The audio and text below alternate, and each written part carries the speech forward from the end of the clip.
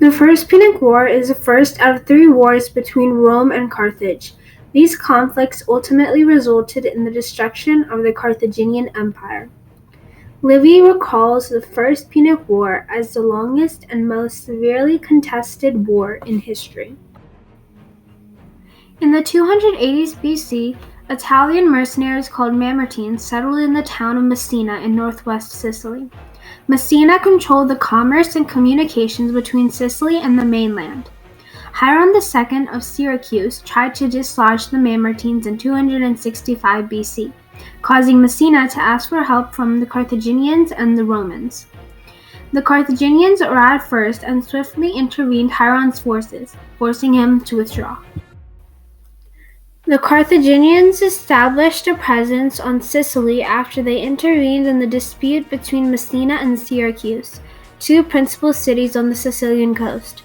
Sicily had attracted the attention of Carthage and Rome because of its strategic location and agriculture. Messina regretted the Carthaginian occupation and sought Roman protection from the double threat of Carthage and Hiron II. When the Romans complied, Messina removed the Carthaginian garrison in their city. The Romans sent the consul Appius Claudius Caudex and 2 legions to Sicily, as Carthage formed a forced alliance with Acragas and Syracuse in response to being kicked out of Messina. On arrival, Carthage's fleet joined with Hiron's forces, besieged Messina, and waited to intercept the Roman landing by Claudius. The Carthaginian commander, Hanno, warned the Romans of his fleet, scaring them enough for them to offer a peace deal. Hanno rejected.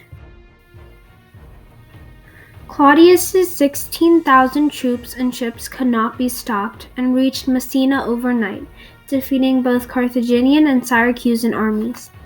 After this, a new commander, Consul Manius Valerius Maximus Messala, took over the army and decided to attack Syracuse itself.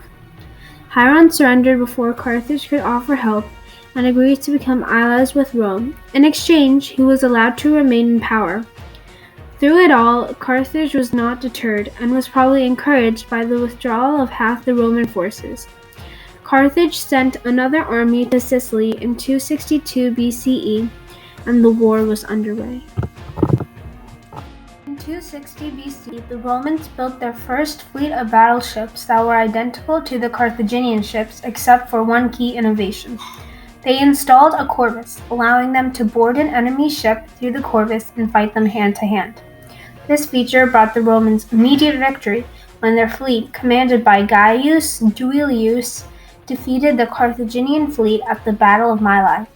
This allowed the Romans to land a force on Corsica and expel the Carthaginians in 259 BC, but it didn't loosen their grasp on Sicily. In 256 BC, a large Roman fleet sailed out and repelled the entire Carthaginian fleet off Cape Actimus and set camp on the African soil at Celebia. The Carthaginian army was disorganized and kept them from fighting off the invaders or preventing their own people from revolting. After one battle, Carthage was ready to ask for peace, but the terms the Roman commander Marcius Atilius Regulus offered were too harsh for Carthage. Accordingly, Carthage made a new army in which, by the advice of a Greek captain of mercenaries named Xanthippus, cavalry and elephants formed the strongest arm. In 255 BC, under the command of Xanthippus, Carthage offered a battle to Regulus, who had taken up a position with an inadequate force near Tunis.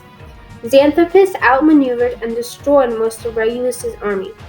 Several Roman generals were captured in the process, but the remains of Regulus's army managed to flee and were picked up by a Roman fleet, who had defeated a Carthaginian fleet off of Cape Hermium at Clupea. But most of these ships were then destroyed in a storm. Polybius described it as the greatest naval disaster in history.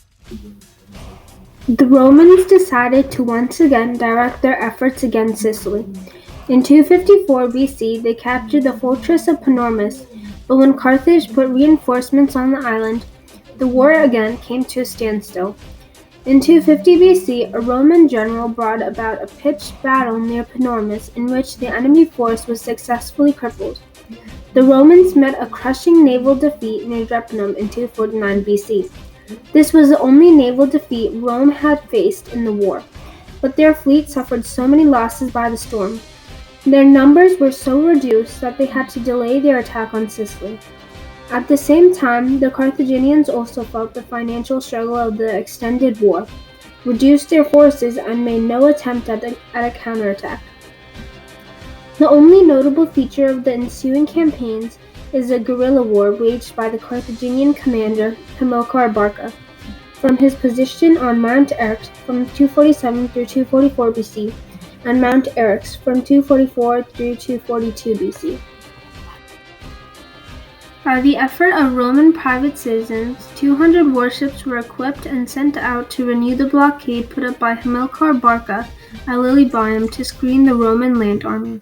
In 242 BC, Rome set out to sea and the Carthaginians rushed to collect a relief force, but in the battle fought off the Egadi Islands, their fleet was at a disadvantage and were mostly sunk or captured on March 10, 241 BC.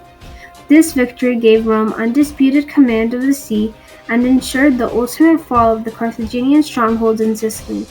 The Carthaginians consented to a peace deal by which they gave Sicily to Rome and paid them 32,000 talents. After the First Punic War, Rome controlled Sicily, Corsica, and Sardinia.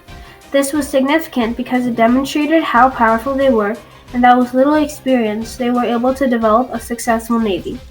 In the long term, it expanded the Roman Empire, which benefited trade routes and made it easier to access trading since it was surrounded by water, so it was easy to travel to and from other cities and countries.